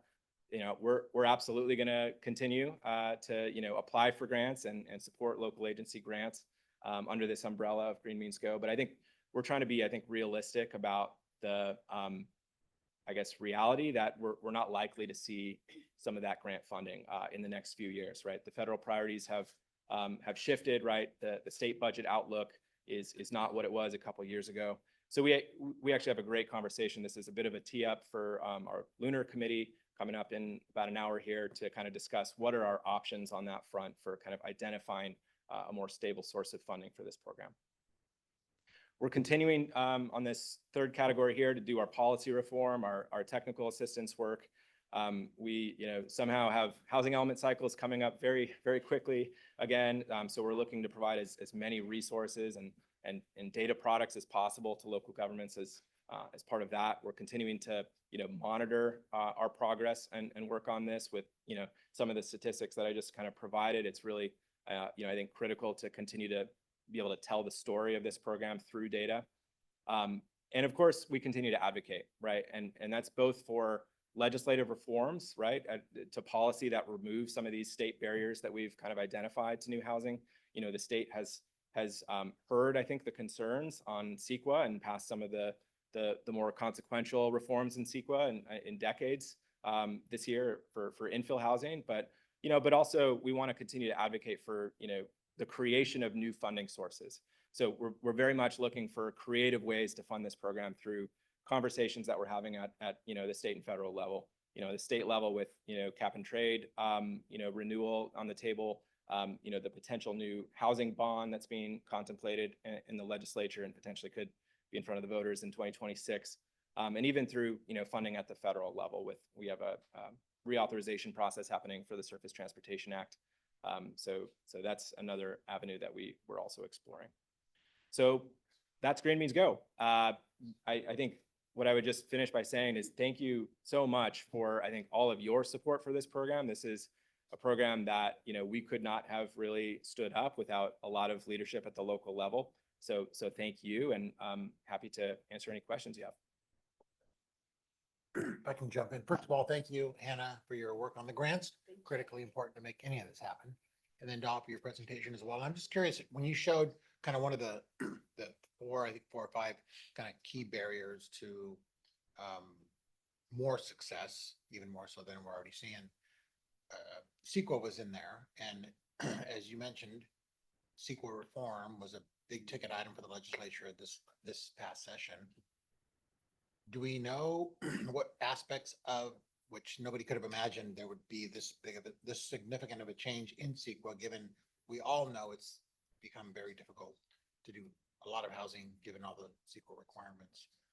Are there any salient pieces that we can distill out of the reform legislation that we know are going to directly impact our efforts to promote more Green Means Go after? Yeah, and you know, 4 years ago, this would have seemed like an impossible conversation. I think you're referencing it. You know, CEQA, along with, like, you know, things like Prop 13 were considered, these were political third rails, right? You can't touch them in the legislature. And so it is kind of fascinating to see kind of how that Overton window has shifted over the last few years. And I think specifically on CEQA, you know, there's a lot to be worked through to make sure that, you know, to see how effective that is. We're you know, what, 2 months in now, so I don't know if we can definitively say if it's fixed everything, right? But I think the intention and what they've done essentially is they have exempted infill housing from CEQA. So you no longer prepare any sort of CEQA document for an infill housing project, provided it meets, you know, certain conditions. Although in the past, you know, in the legislature, those conditions have been a much larger list, and the conditions themselves have become an environmental document in some cases, or you know, rendered the reform less useful. it's a much shorter list this time. But I think we're all still trying to think through how effective it's going to be, and or if there's any kind of cleanup legislation or snags that will, present themselves. But I think right now I think folks are optimistic about what those reforms have done, specifically on the infill housing side. Well, so I'll just simply say this. I think you're absolutely right. We don't know exactly how it's gonna, I mean, we know what the intent is. We don't know exactly how it's gonna get played out per se. But I think our legislative delegation here at the beginning of the year would be interested in, I suspect they would be very interested in hearing how our Green Means Go initiative plays nicely or not with the reforms, and whether or not there's additional tweaks to the legislation that we could ask for, or at least suggest or recommend going forward, so that we're pushing as hard as we can on this initiative. So. Yeah, absolutely. And, one of the key, this is beyond Green Means Go, right? But one of the technical assistance services that SACOG has always provided over the years has been to do legislative roundups, to kind of provide these webinars and resources to our member agencies to kind of understand what the legislature just did.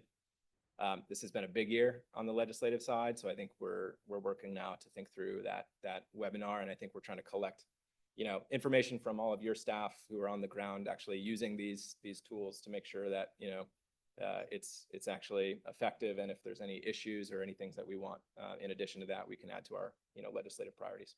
Yeah, and hopefully the housing bond language will align nicely with it as well, so that eventually there'll be some stars aligned. Thank you.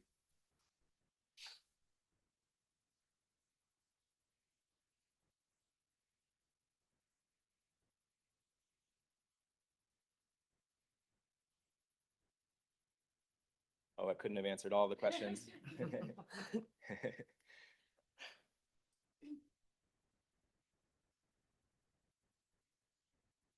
that's actually a good sign. Good. Okay. All right. We'll take it. We'll take it. I actually do have a quick question. I don't know, Dov, you or Hannah should answer this, but so this program is primarily grant funded through state funds? State and federal. State and federal? Yeah. And I would assume that were it not for this program, we would not have received those funds, or those competitive grant rounds that we have to put forward and solicit. And so are there parameters within those grant funding opportunities? I guess the question is, are there other programs we could have funded with this? I mean, obviously Green Means Go is something that we've put forward and we put a lot of work into. But like, are there different faces we could have put forward? that Yeah. would have been So successful as well? yeah. So it'll sort of depend on the funding source. We have 3 different funding agencies happening. We have HCD, who funded the REAP 1 and 2 funding. We have the Strategic Growth Council, who funded the early activation grants, and then we have the federal government, FHWA, through Caltrans, who has funded the RCN grant. And each of those funding sources have different policy priorities, right, for what they want to see with the funding. What Green Means Go has done is to try to have a cohesive message to be successful in applying for those grants. I think there's a lot of so depending on the source, it could have funded something else, but I think most of the funding has been through HCD, and a lot of that funding has been really targeted at accelerating housing production. So I think it would have to have a housing component for that. The SGC early activation was really focused on infill housing as well, because they're hyper-focused on the climate piece and kind of the greenhouse gas piece. And then the Reconnecting Communities grant is a little bit more on the transportation side, obviously, coming from FHWA. And so we sort of were successful. Green Means Go is an asset, I guess, in that sense, in the sense that we were batching together a lot of different smaller grant opportunities that may not have been successful on their own, but came together around this sort of cohesive message to the federal government at the time. So this program really is braiding together then the confluence of housing and transportation dollars, and how we kind of use both more effectively together. Okay. Director Hume, another version of that, because I do think it's really important that we tell the story on this because I think we're not done yet. I think there's a lot of momentum behind this and our jurisdictions are super excited. It just goes up. It just goes up. But honestly, this came out of our last transportation plan. Many of you were not here in the last 2020 MTPSES. And what the question was, and you remember, we had these discussions as we often do, right? Well, hey, great, you have a plan. You're very ambitious on overall housing growth. You're very ambitious on revitalizing these old corridors. How does that actually happen? Are we just going to have a plan? It just sort of sits there and spells it out. And so we spent 3 years advocating in the legislature with our delegation to say, look, we are willing to streamline approval processes. We are willing to do things locally, but we need the state to step up if we're going to hit the greenhouse gas target and invest.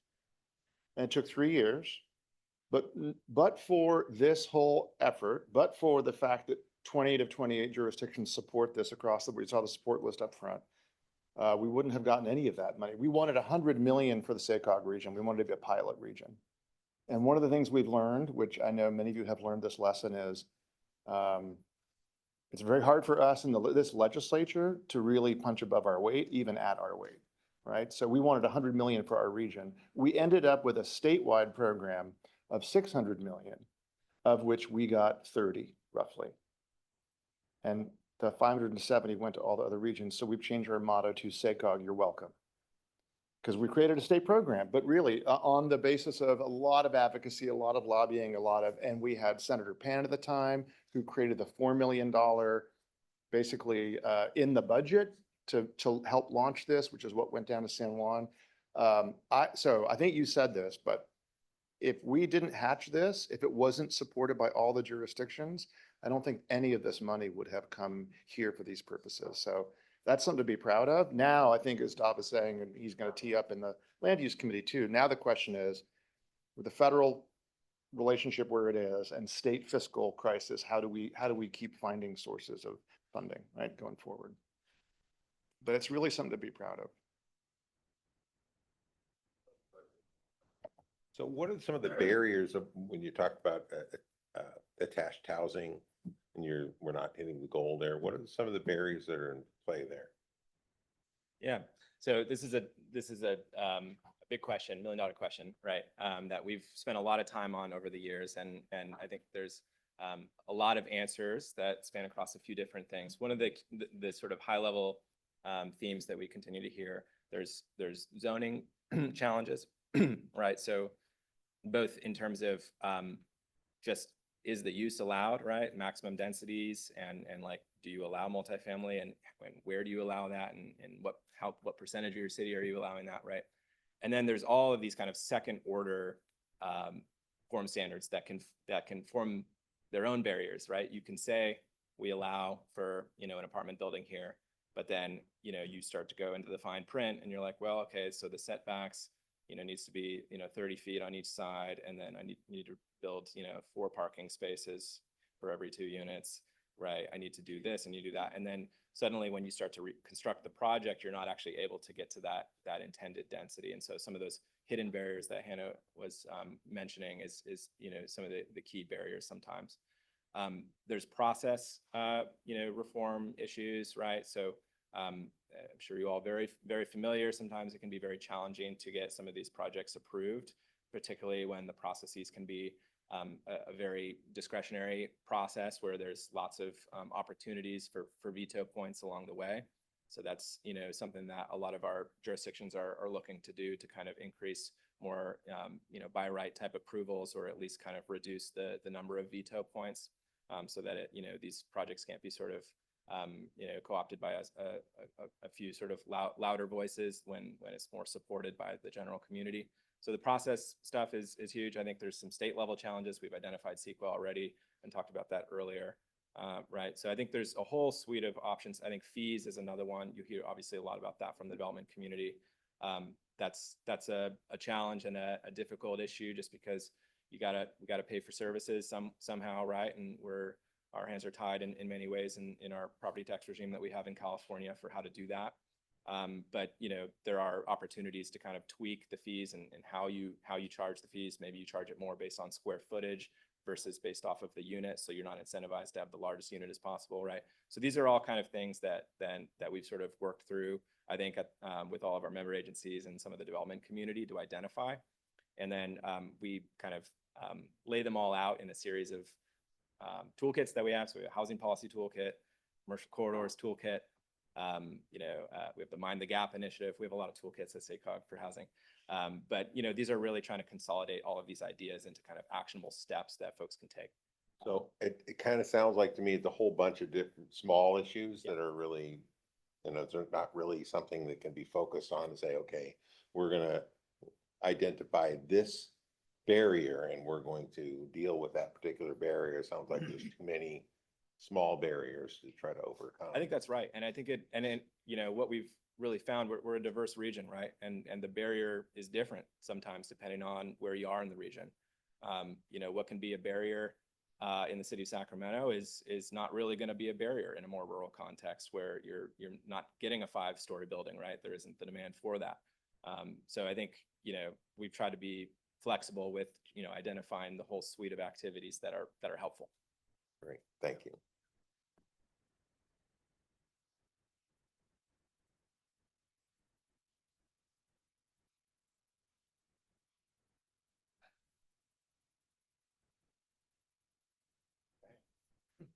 All right. Thank you all so much. That's all we Good, have. yeah. It's informal, like we said, so. Yeah. There we go. There we go. Do you have a gavel? Technically, Oh, technically. okay.